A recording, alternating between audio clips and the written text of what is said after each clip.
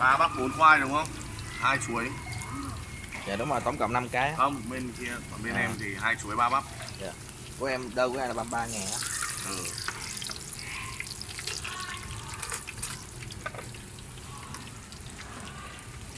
Anh biết là bọn em nó cũng rất là bận.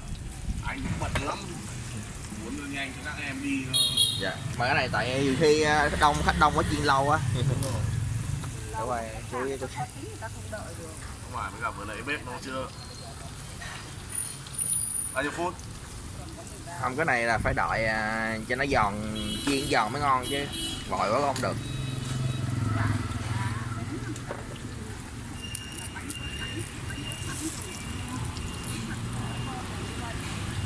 Anh chiên ngon quay bạn con.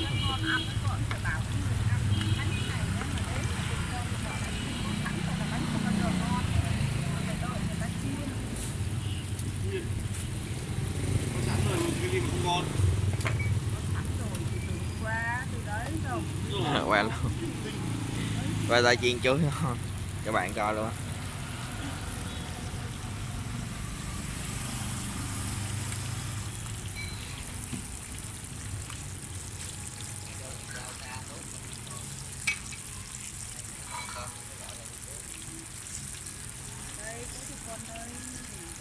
Cái này khoảng bao lâu nó mới chín nè? Bếp nó bốc lên nhanh thì chỉ rơi tầm 1-2 phút là chín. À. Bếp mà nóng sẵn mọi phút là chín rồi.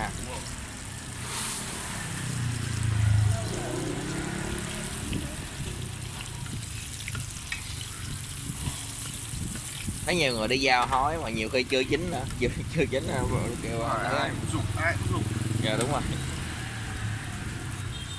Bán các bạn Foodie hay là Now, Go Việt.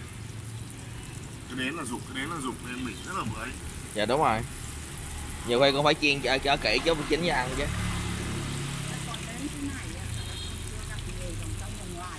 Dạ. Đúng rồi. Các cô muốn có bánh các con lấy đi nhanh bởi vì các con là người giao hàng rất áp lực chứ không phải là. Dạ đúng rồi. Tại nó quy định thời gian giao mà.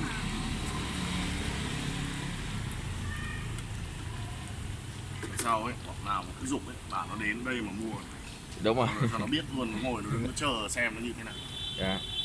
Đây em ơi. Nhiều khi mưa gió cũng dục nữa, nhiều khi đường xá này kia trơn. Tôi nghĩ là có cái đồng tiền nó bỏ ra để cho mọi người phải chờ nữa. Dạ.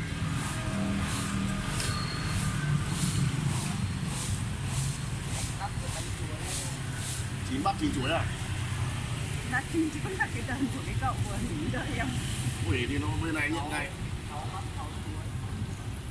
Hình như nãy có ai mới hủy sao em nhận luôn á. Đúng rồi. Cái mà người ta nghỉ là Bắp 7. Đúng rồi, có cái đơn mà bên qua bên thú nhận nè. Chuối 6. À. Đúng rồi, mới vô. Lúc đó nó gán con cái đơn đó tính đi rồi. Mà xong rồi hỏi thôi còn không đi cái xong rồi lát sau tự nhiên nó hiện lại. Cái người kia đợi lâu quá. Ủa giờ giờ mà nhà cô mới ra bán thôi hả? 2 giờ mới bắt đầu bán. À hàng gì?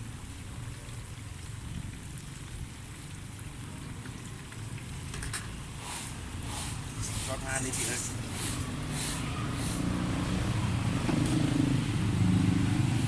Cái này phải gọt từng cái chuối cũng cực đấy chứ ha.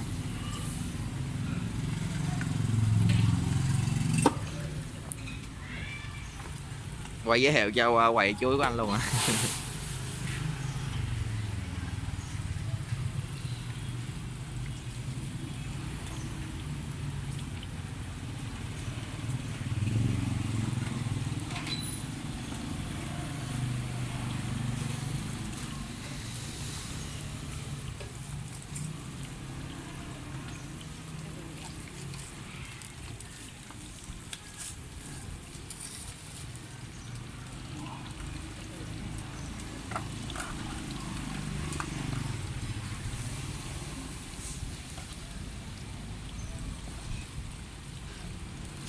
Cái này chụm than cũng hết 20 phút rồi ha.